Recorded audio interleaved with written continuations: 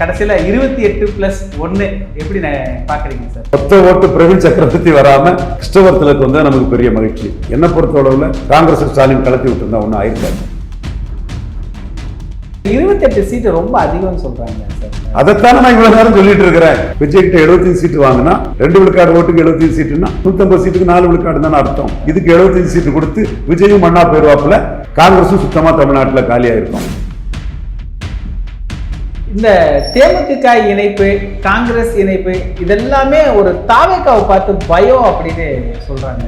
இந்த அப்போ கமர் கட்டு சாப்பிடுப்போ, இந்த அப்போ தூத்துக்குடி மக்ரூன் சாப்பிடுப்போ, கோயில்பட்டி முறுக்கு சாப்பிடுப்போ, விஜய் ஒரு குழந்தை மாதிரி ஊட்டி விட்டு கொஞ்சம் விளையாடிட்டு இருக்காரே தவிர விஜய் பேசுறதுக்கெல்லாம் அவர் ஒன்றும் ரியாக்ட் பண்ணவே இல்லை. பிஜேபி எடப்பாடியை தான் எதிரியா பண்றாரு.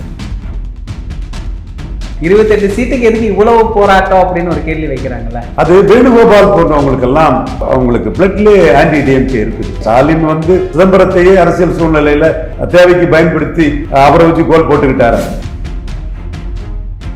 மெகா கூட்டணி அமைச்சிட்டாரா சார் ஸ்டாலின் அவர்கள்? கிளீனா ஸ்வீப் பண்ணிடுவாங்க. 45 விழுக்காடு ஓட்டுக்கு மேல ஸ்டாலினுக்கு வந்துடும். நீ எல்லாம் ஒரு ஆளு புண்ணாக்கு போய கல்ட்டாவது மண்ணாவது கொடுஞ்சனிய.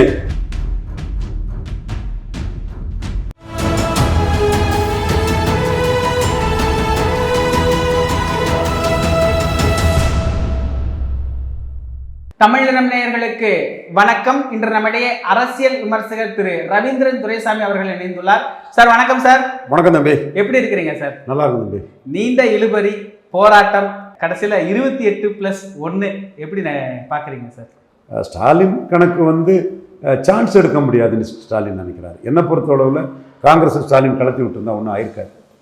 வெறும் 2 விழுக்காடு ஓட்டு தான் வெளியேறியிருக்கு. மொத்த ஓட்டு பிரவீன் சக்கரவர்த்தி வராமல் கிறிஸ்தவர்களுக்கு வந்து நமக்கு பெரிய மகிழ்ச்சி. ஸோ அப்போ கிறிஸ்தவர்களுக்கு வந்து பெரிய பொசிஷன் அந்த கட்சிக்குள்ளே இருக்கிறார். ஏற்கனவே அவர் ஓபிஎஸ்ஸை முன்னாள் முதல்வர் இரட்டை தலைமையில் ஒருத்தராக இருந்தவரை உள்ளே கொண்டு சேர்த்துட்டார். தேமுதிக உள்ளே கொண்டு வந்துட்டார். ஸ்ட்ரெங்தன் ஆயிட்டார். பட் ஸ்டாலின் சான்ஸ் எடுக்காண்டாம். எதுக்கு காங்கிரஸ் இருந்தால் 45 to 50% ஓட்டு வரும். நாம் வந்து 2 விழுக்காடு ஓட்டு தான் வெளியேறும். திமுக விட்டு காங்கிரஸ் வெளியேறினாங்கிறது என்னுடைய ஆணித்தரமான கருத்து. பட் நான் நியூஸ் 18 தொலைக்காட்சியிலே சொல்லிட்டேன். பிரியங்கிற ஒருத்தர் வந்து உடஞ்சிடக்கூடாதுன்னு நினச்சார். அப்போ நான் இதை மோடிக்கால் உடையட்டுன்னு நினைக்கிறேன்னு நினச்சி சொன்னார். அது நம்ம கையில் இல்லை. வாட் இஸ் கோயிங் ஆன்ங்கிறத மட்டும் நம்ம சொல்ல முடியும் அப்படின்னு சொன்னேன். உடஞ்சாலும் ஸ்டாலினுக்கு நஷ்டம் இல்லை. ஆனால் ஸ்டாலின் சான்ஸ் எடுக்க விரும்பலை.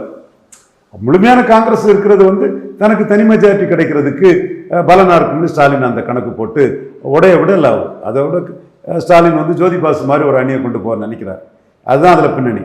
பட் காங்கிரஸ் உடஞ்சி போயிருப்பாங்கன்னா 17 காங்கிரஸ் எம்எல்ஏல 14 பேர் மதசார்பற்ற சக்திகளை வேணுகோபாலையும் காப்பாற்ற முடியாது, ராகுல் காந்தியாலையும் காப்பாற்ற முடியாது, ஸ்டாலினால தான் காப்பாற்ற முடியும்னு வேணுகோபாலுக்கு ஒரு அடி, மறைமுகமாக ஸ்டாலினுக்கு 2 அடி கொடுத்து அவங்க காங்கிரஸ் உடையாது. இந்த எம்எல்ஏக்கள் ஸ்டாலின் கூட நின்றுருப்பாங்க. இந்த இந்திரா காந்தி சோனியா காந்தி குடும்பத்து கூட கத்தோலிக்க சோனியா காந்தி அந்த கன்னியாகுமரி டிஸ்ட்ரிக்ட் கிறிஸ்டின்ஸு அந்த இடத்துக்குள்ள 3 எம்எல்ஏக்கள் மட்டும் நின்றுருப்பாங்க. மீதி மற்ற 14 எம்எல்ஏக்கள் வந்து காங்கிரஸ் உடையாது. ஸ்டாலின் தான் மதசார்பின் மையின் உண்மையான தலைவர்னு அந்த மாதிரி பேர் பார்க்கலாம். நம்ம அப்படியெல்லாம் காட்சி பார்க்கலாம். இப்படி தமிழ்நாட்டில் 40 வந்துட்டு இருக்கே, காங்கிரஸ் 10 MP ஜெயித்துட்டு இருக்கானே, மோடிக்கு இந்த ஸ்டேட்டில் ஒன்றும் பண்ண முடியலைங்கிற இதில் இப்படி ஏதாவது நடக்காதான்னு நம்ம நினச்சோம். பட் ஸ்டாலின் சான்ஸ் எடுக்க மாட்டாருங்கிறது நமக்கு தெரியும். ஸோ ஸ்டாலின் அந்த விஷயத்தில் சான்ஸ் எடுக்கலை.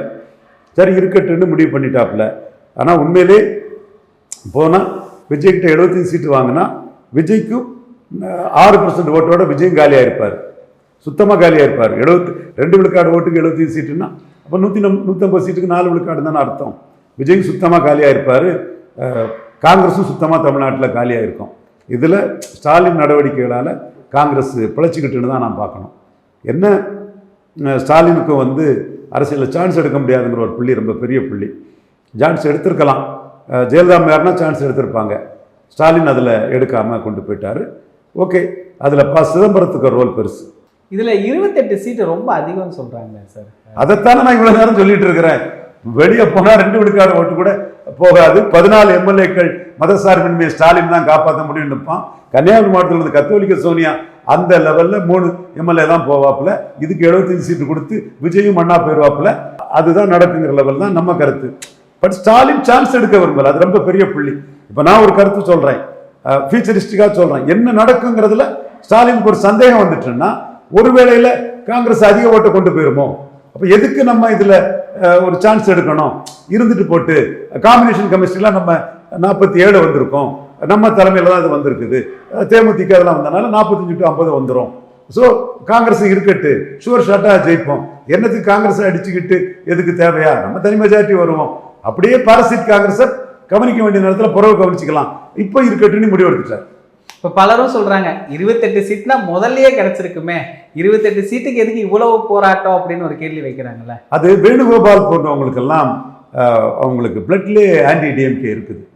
ஸோ இவங்களெல்லாம் சரி, ஸ்டாலின் வந்து சிதம்பரத்தையே அரசியல் சூழ்நிலையில் தேவைக்கு பயன்படுத்தி அவரை வச்சு கோல் போட்டுக்கிட்டார. இப்போ முன்னாடி எப்படி இருந்தாங்க, இப்போ எப்படி ஆயிட்டாங்கன்னு அரசியலில் இதெல்லாம் சகஜம்தான். ஆனால் இன்னைக்கு வந்து வேணுகோபாலுக்கு வந்து ஒரு டிஎம்கே மேலே ஒரு வன்மமும் காழ்ப்பும் அவர் இருக்குது. அதை அவர் யூட்டிலைஸ் பண்ணுறாரு. பட் யதார்த்த சூழ்நிலையில் காங்கிரஸ் இந்தியாவிலேயே காலி ஆயிரும். இப்போ நம்ம என்ன வாரம் தனி மெஜாரிட்டி ஸ்டாலின் கிடச்சுன்னா அவர் பிரைம் மினிஸ்டர் கேண்டிடேட்டாக கூட மோடிக்கு எதிராக வந்து நிற்கட்டேன். இந்த நாட்டை கெடுத்த குடும்பம், எமர்ஜென்சியை கொண்டு வந்த குடும்பம் வந்து அவுட் ஆகிறது தான் மோடிக்கு விருப்பம், நம்மளோட விருப்பம் கூட. இப்போ நீங்கள் இன்னொன்று சொல்கிறேன், உங்களுக்கு 2024 சன் டிவி குணா கேட்டார், என்னங்க நீங்கள் பாஜகவுக்கு தனி மெஜாரிட்டி வராதுன்னு அச்சப்பட்டீங்களா, யூபியெல்லாம் தோற்று போன்னு அச்சப்பட்டீங்களான்னு கேட்டார். நான் சொன்னேன் சான்ஸ் எடுக்க முடியாது. அதனால ஒருவேளை மோடிக்கு மெஜாரிட்டி வரலன்னா ஜன்பாத் வந்துடக்கூடாது, மம்தா வந்துட்டு போட்டு, ஸ்டாலின் வந்துட்டு போட்டு, அந்த எதிரி வந்துடக்கூடாது நமக்கு. அதுதான் மோடிக்கு எண்ணமும் ஏன் எண்ண ஓட்டமும். அதனால தான் நான் ஜெயிக்கிறேன். மோடியே பிஎம் கேண்டிடேட்டா சொன்ன சத்யன் குருமூர்த்தி கருத்து எடுப்படல, ஏன் கருத்து எடுப்பட்டுன்னா நம்ம மோடிக்காக திங்க் பண்றோம், மோடி எப்படி திங்க் பண்றாரோ அதை நாம திங்க் பண்றோங்கிறதா நம்ம ஸ்டைல். சாக்கடை செலவுனாலும் வீடு தீப்பெட்டி எரியும்போது அதை கொண்டு அடைக்கணும்னு துக்ளக் ஆசிரியர் ஐயா சத்யன் குருமூர்த்தி சொன்னார். நம்ம சொன்னோம் மோடிஜி இங்கிலீஷ் அலைன்ஸ்ல சசிகலா மேயர் வர முடியாதுன்னு சொன்னா காங்கிரஸ் குடியில டிஎம்கே பேரக்கூடாது. அதுதான் மோடிக்கு நோக்கம். இப்போ நம்ம கணக்கும் அந்த ஒட்டுணி காங்கிரஸுக்கும் ஸ்டாலினுக்கும் ஒரு சின்ன ஒரு இது வேணுகோபால வந்தது. நாளைக்கு மோடிக்கு நல்லது நடந்தா நல்லதுதான். இப்போ காங்கிரஸுக்கு இங்கே 40 சீட்டு தமிழ்நாட்டில் பார்லிமெண்ட்ல வருது இல்லை, அது நடக்காம இருந்தாலே போதும், மோடிக்கு நல்லதுதான். இன்னொரு பாயிண்ட் ஆஃப் இதில் என்னன்னா, காங்கிரஸும் கூட்டணியில் சேர்ந்தாலும் அந்த ஓட்டுங்கிறது காம்பினேஷன் கெமிஸ்ட்ரி ஓட்டு, காங்கிரஸுக்கான ஓட்டு இல்லை. காங்கிரஸ் 98 பாராளுமன்ற தேர்தலில் 4 விழுக்காடு எடுக்கிறாங்க. அதே காங்கிரஸ் 2014 பார்லிமெண்ட் தேர்தலையும் 4.3 விழுக்காடு எடுக்கிறாங்க. 98 எடுத்த வேட்பாளர்கள் வேற, ஏரியா வேற. 2014 எடுத்த வேட்பாளர்கள் வேற, ஏரியா வேற. தமாக உள்ள வந்ததுனால 2014 கொஞ்சம் ஓட்டு வருது. அது கன்னியாகுமரி, திருநெல்வேலி, தூத்துக்குடி, தென்காசி, இந்த தொகுதிகள். கார்த்திக் சிதம்பரம் 10க்கு மேல எடுத்தார். கார்த்திக் சிதம்பரம் அந்த இடத்துல மதிச்சிடணும். டேட்டா அவருக்கு சாதகமா இருக்கும் போது அவருக்கு எதிராக நம்ம விமர்சனம் வைக்கக்கூடாது. திருநாக்கரசு அண்ணன், ஜெயம் கார்வன் இவ்வளவு தான் எடுத்தாங்க. அது பிறகு யாதவர் சமுதாயம், நாசே ராமச்சந்திரனோட சன்னு, அவர் ஒரு 5 விழுக்காடு அரக்கோணத்தில் எடுத்தாருன்னு நினைக்கிறேன். அது பிறகு இவர் பிரபு, அவர் 5 விழுக்காடு. இதுதான் காங்கிரஸ். அப்போ பிரமுகர்கள் ஓட்டு, யாதவர் ஓட்டு, நாசே ராமச்சந்திரன் ஓட்டு, பிரபுக்க ஓட்டு, திருநாக்கரசனுக்கு ஓட்டு, ஜெயம் ஆரோனுக்கு ஓட்டு. அவருக்கு அட்டர்னி பிரி மக்கள் ஜெயம் ஆரோன் மேல கொஞ்சம் பட்டுதலா இருப்பாங்க. அப்புறம் ஹெச் வசந்தகுமார் ஓட்டு, அதுல சோனியாவுக்கு ஓட்டு இருக்கு. ஹெச் வசந்தகுமார் எடுத்ததுல 30க்கு மேல எடுத்திருந்தாரு. அந்த சோனியா ஓட்டுக்காக தான் 3 எம்எல்ஏ ராகுல் காந்தி குடும்பத்தோட நிற்கிறாப்புல. ராகுல் காந்தி குடும்பத்தை வச்சுதான் வேணுகோபாலுக்கே மரியாதை. அப்ப வேணுகோபாலுக்கெல்லாம் என்ன மரியாதை? இன்னொன்னு வேணுகோபால சொல்றேன், கேரளாவில் இவர் சிஎம் கேண்டிடேட்டா சொல்லிட்டாருன்னா கண்டிப்பா விஜயன் தான் சிஎம், பினராயி விஜயன் தான் சிஎம். ஏன்னா எல்லா நாயரையுமே ஆர்எஸ்எஸ் காரனா தான் கிறிஸ்டின் முஸ்லீம் பார்க்குறாங்க. அப்கோர்ஸ் இவர் மட்டும் விதிவிலக்கு யாரு?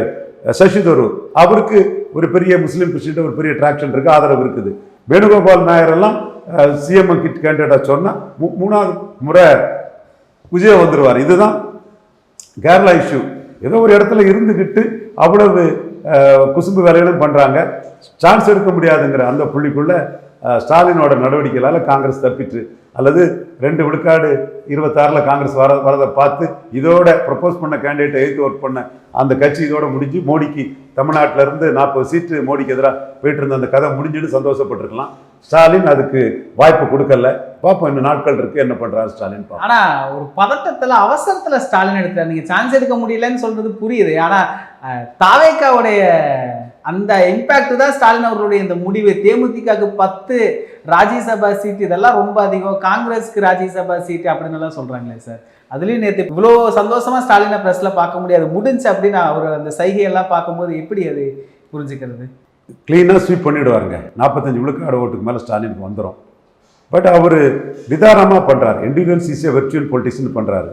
நம்ம ஆசை காங்கிரஸை கலத்தி விடணும்னு. பட் அவர் லாபம் எது, அவர் நன்மைக்கு எதுன்னு தானே செய்வார். எல்லா தலைவர்களும் அவங்க நன்மைக்கு தானே செய்வாங்க.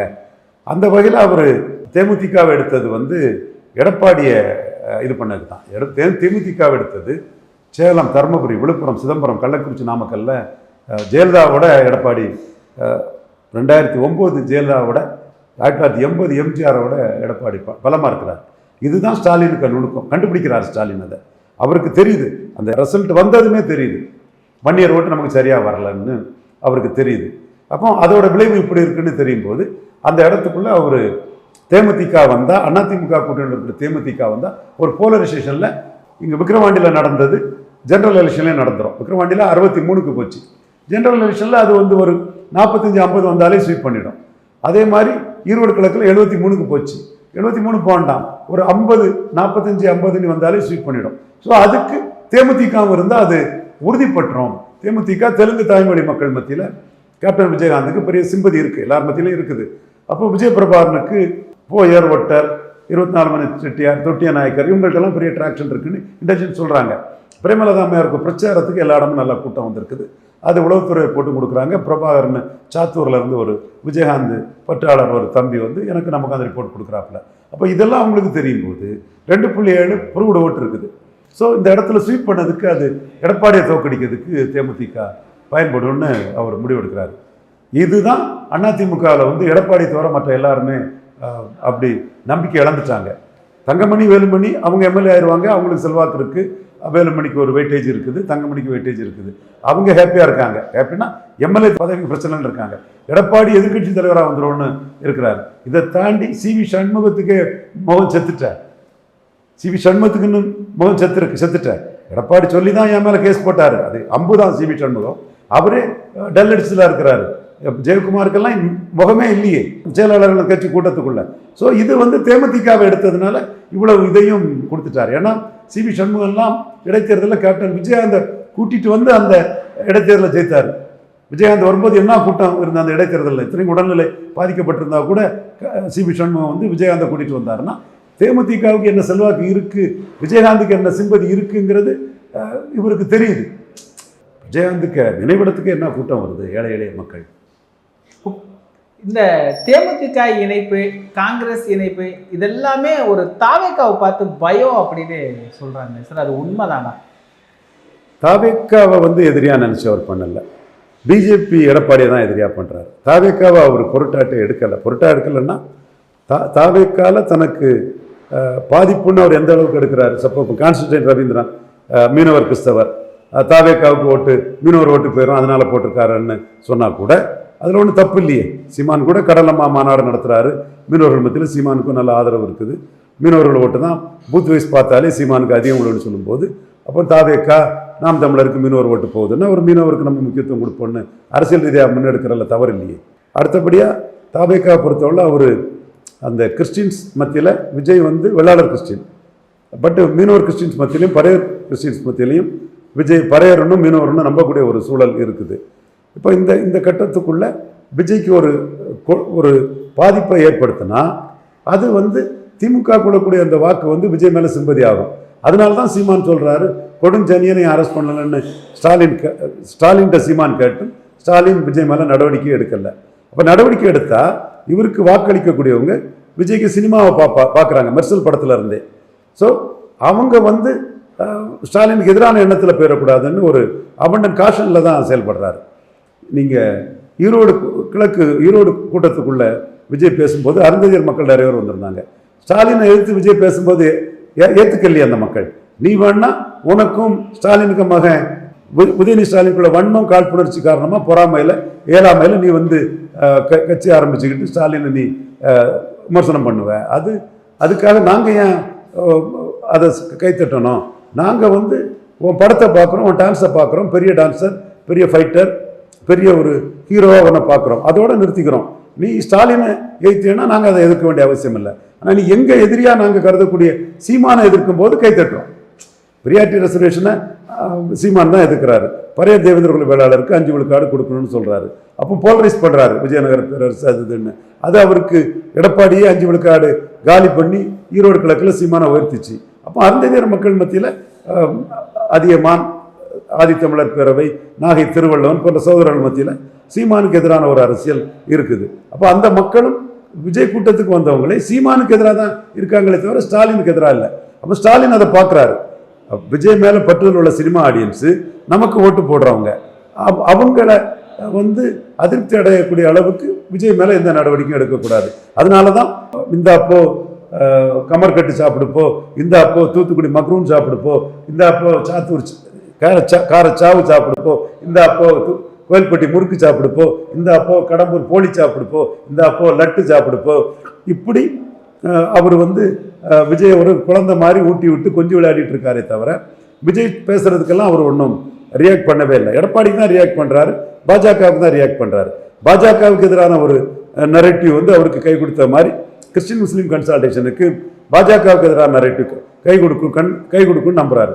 விஜய் அடித்தா அது கிறிஸ்தவர்கள் மத்தியில் ஒரு அதிருப்தி வரும்னு நினைக்கிறாரு. நமக்கு ஓட்டு போடக்கூடிய சமூகம் விஜய் மேலே பற்றுதலாக இருக்காங்க, அதனால அடிக்காண்டாம் கை வைக்காண்டாம் அப்படின்னு விஜயை தப்பிச்சு விடுறாரு. அது சட்டத்துக்கு புறம்பானது. அதைத்தான் சீமான் சொல்றாரு. சீமானுக்கு கருத்து கரெக்ட். விஜய் ஒரு பொருட்டாட்டே எடுக்காம கொசு மாதிரி அடிக்கிறாரு. கோழை நாய் களத்தை விட்டு ஓடிட்டான்னு அடிக்கிறாரு. கொடுஞ்சனியன்னு அடிக்கிறாரு. 2 சனியனை மாலையா போட்டு ஒரு கொடுஞ்சனியை டங்கு டங்குன்னு ஆடுதுன்னு ஈஸியா தட்டி தூக்கி அடிக்கிறாரு. இது சீமானை பெருசளவு தூக்கி நிறுத்தும். அப்படி அடிச்சாதான் சீமானுக்கு லீடர்ஷிப் நிற்கும். நீ எல்லாம் ஒரு ஆளு புண்ணாக்கு போயா போயா போயா கல்ட்டாவது மண்ணாவது கொடுஞ்சனிய கோழை நாய் களத்தை விட்டு ஓடிட்டான் இப்படி அடிக்கிறதுல சீமானுக்கு லீடர்ஷிப் நிற்குது. எம்ஜிஆர் ஆட்சி அமைப்புன்னு கமல்ஹாசன் சொன்னது, எம்ஜிஆர் ஊழல் பறிச்சாலி சாராயவர்களை கல்வி தந்தை ஆக்கினார்னு அடிச்சார் பாருங்க, அதில் தான் கமல்ஹாசனை தாண்டி போறாரு சீமான். அதே மாதிரி இப்பவும் சீமானோட இது விஜய் சீமான் கம்பேரிசனில் சீமானுக்கு பெரிய உயர்வை கொடுக்குது. மெகா கூட்டணி அமைச்சிட்டாரா சார் ஸ்டாலின் அவர்கள்? வெற்றி கூட்டணி அமைச்சிட்டாரு. கெமிஸ்ட்ரி நல்லா இருக்குது. போலரைசேஷனுக்காக பலமான தேமுதிகவை சேர்த்துக்கிட்டாரு. எடப்பாடிக்கு இமேஜ் அடிக்கிறதுக்கு ஓபிஎஸ் சேர்த்துட்டாரு. ஓபிஎஸ்ஸால் 13 விழுக்காடு வாக்கு எடப்பாடிக்கு நஷ்டம் வந்திருக்குது. அதில் குட்டியில் உள்ளவங்க ஓட்டு ஸ்டாலின் தலைமை கிடைச்சாலே பெரிய ப்ளஸ்ஸு. அதே மாதிரி தேமுதிக போலரைசேஷன் ஃபேக்டர்லையும் ஒரு 2.5% ஓட்டு அங்கே குறைஞ்சி இங்கே கூடல 5 விழுக்காடு டிஃபரன்ஸ் அதிகமாகிறதுலையும் தேமுதிக பலன் அளிக்குது. ஸோ ஸ்டாலின் இதுவரை இல்லாத அளவுக்கு புது மாதிரியான வியூகம் அமைச்சு வெரி கம்ஃபர்டபுள் பொசிஷனில் இருக்கார். 45 விழுக்காடு டு 50 விழுக்காடு வாக்கு வர ஸ்டாலின் கிடைக்கிறதுக்குள்ள வாய்ப்புகள் இருக்குது. ஸ்டாலினுக்கும் 2வது வரக்கூடிய எடப்பாடிக்குள்ள வித்தியாசம் 15 விழுக்காடு வாக்குக்கு மேல் வர வாய்ப்பு இருக்கு. நிகழ்கால அரசியல் குறித்து பல தகவல்களை பகிர்ந்து கொண்டதுக்கு நன்றிங்க சார். இதே போன்று நிகழ்கால அரசியலின் சாரம்சங்களை அரசியல் ஆளுமைகளின் நேர்காணல் வழியே தொடர்ந்து காண தமிழ் நிறம் வலையொலியை சப்ஸ்கிரைப் செய்யுங்கள். தங்களின் மேலான கருத்துக்களை கருத்துளை பெட்டியில் பதிவிடுங்கள். நன்றி, வணக்கம்.